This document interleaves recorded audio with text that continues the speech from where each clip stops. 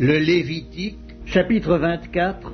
L'Éternel parla à Moïse et dit: Ordonne aux enfants d'Israël de t'apporter pour le chandelier de l'huile pure d'olive concassée, afin d'entretenir les lampes continuellement. C'est en dehors du voile qui est devant le témoignage, dans la tente d'assignation, qu'Aaron la préparera pour que les lampes brûlent continuellement du soir au matin en présence de l'Éternel. C'est une loi perpétuelle pour vos descendants.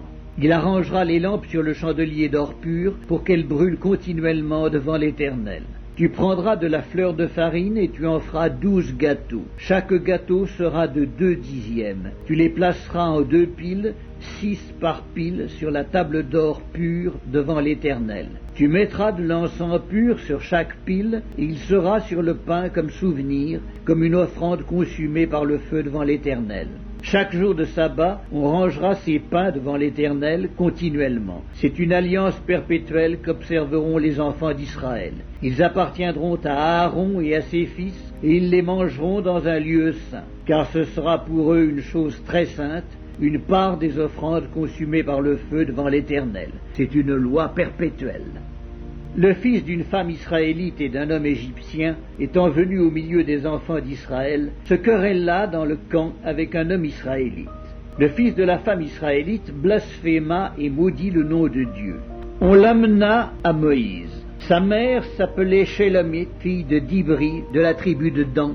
On le mit en prison jusqu'à ce que Moïse eût déclaré ce que l'Éternel ordonnerait. L'Éternel parla à Moïse et dit: Fais sortir du camp le blasphémateur. Tous ceux qui l'ont entendu poseront leurs mains sur sa tête, et toute l'assemblée le lapidera. Tu parleras aux enfants d'Israël, et tu diras: Quiconque maudira son Dieu portera la peine de son péché. Celui qui blasphémera le nom de l'Éternel sera puni de mort. Toute l'assemblée le lapidera. Qu'il soit étranger ou indigène, il mourra pour avoir blasphémé le nom de Dieu. Celui qui frappera un homme mortellement sera puni de mort. Celui qui frappera un animal mortellement le remplacera, vie pour vie. Si quelqu'un blesse son prochain, il lui sera fait comme il a fait. Fracture pour fracture, œil pour œil, dent pour dent.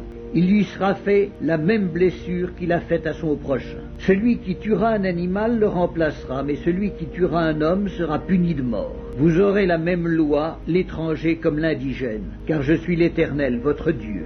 Moïse parla aux enfants d'Israël, ils firent sortir du camp le blasphémateur et ils le lapidèrent. Les enfants d'Israël se conformèrent à l'ordre que l'Éternel avait donné à Moïse.